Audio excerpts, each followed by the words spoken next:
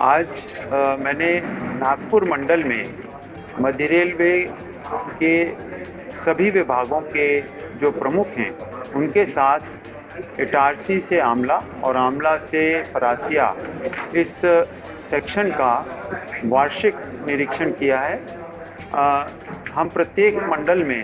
प्रतिवर्ष एक सेक्शन को चुनते हैं और उसका डिटेल्ड इंस्पेक्शन करते हैं सभी विभागाध्यक्षों के साथ में। और इसका उद्देश्य है कि जो हमारे डिफरेंट सिस्टम्स हैं, ट्रैक, ब्रिजेस, सिग्नलिंग, जो ओवरहेड इलेक्ट्रिकल इक्विपमेंट हैं, जो हमारी कमर्शियल सर्विसेज हैं, सिक्योरिटी एस्पेक्ट्स हैं, सेफ्टी एस्पेक्ट्स हैं, जो हमारे रेल कर्मी हैं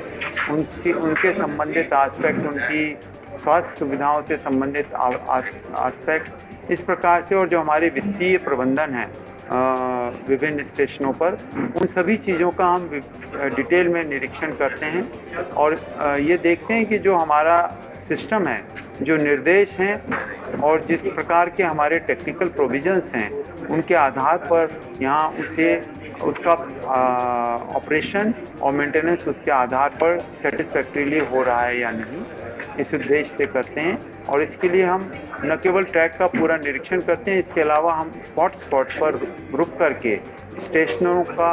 पुलों का, टनल्स का, जो हमारे रेल कर्मी हैं उनकी कार्य प्रणाली का, लेवल क्रॉसिंग्स का, जो कर्व्स हैं, इनका हम डिटेल निरीक्षण भी, सैंपल चेक्स भी करते हैं डिटेल में, और जो रेल कर्मी हैं उनसे बातचीत करते हैं। हाई स्पीड का एक detail project report national high speed rail corporation ने बनाया है, जो डायरेक्टली रेल मंत्रालय के अधीन कार्य करती है। उन्होंने अपनी डीपीआर बना करके रेल मंत्रालय को सबमिट किया है, जिस पर रेल मंत्रालय अभी विचार कर रहा है। अपनी रेलवे स्टेशन के रीडेवलपमेंट का कार्य रेल मंत्रालय ने RLDA, railway land development authority को सौंपा है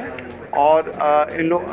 RLDA ने इन दोनों कार्य पर बहुत शॉर्ट समय में तेज़ी से कार्यवाही करते हुए दोनों स्टेशंस के रीडेवलपमेंट का मास्टर प्लान बना करके और उनके हाल ही में कॉन्ट्रैक्ट भी अवार्ड कर दिए गए हैं, नागपुर मंडल का जो कॉन्ट्रैक्ट है वो अक्टूबर माह में अवार्ड हुआ है और उस कॉन्ट्रैक्ट का कंप्लीशन पीरियड है 36 मंथ और इसकी जो लागत है वो लगभग 488 करोड़ रुपए है। जो अजनी स्टेशन है उसका कॉन्ट्रैक्ट अभी कुछ ही दिनों पहले अवार्ड हुआ है जिसकी लागत 298 करोड़ रुपए है और इसमें इसका जो कंप्लीशन पीरियड है वो 40 माह है। जो दोनों स्टेशंस हैं इनका दोनों और कंप्लीट रीडेवलपमेंट होगा। स्टेशन की दोनों एंट्रीज़ का, दोनों तरफ एंट्रीज प्रोवाइड की जाएंगी, मेट्रो से इंटीग्रेशन होगा और इसके अलावा जो स्टेशन के प्लेटफॉर्म्स हैं उनके ऊपर अक्रॉस द ट्रैक कॉन्कोर्स बनाया जाएगा, elevated concourse above the track, तो जो कि नागपुर स्टेशन पर 108 मीटर लंबा है और अजनी स्टेशन पर